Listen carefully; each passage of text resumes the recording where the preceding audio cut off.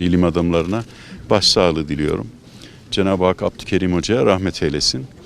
Burası gerçekten Güneydoğu Anadolu bölgemizin, Doğu Anadolu bölgemizin, hatta bütün bölgenin büyük bir ilim merkezi. Buradan çok büyük alimler yetişti.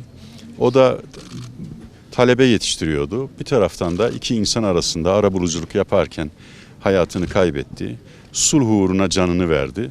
Cenab-ı Hak'tan kendisine rahmet diliyorum. Buradaki bütün kardeşlerimize de başsağlığı diliyorum. Evet. Siman benim çekmiş fotoğrafını. Evet. Öyleymiş. Sen bir bölgenin uç beyisin. Ne görüşmek üzere inşallah. Sağ olun. Evet. Buyurun. Sağ olun.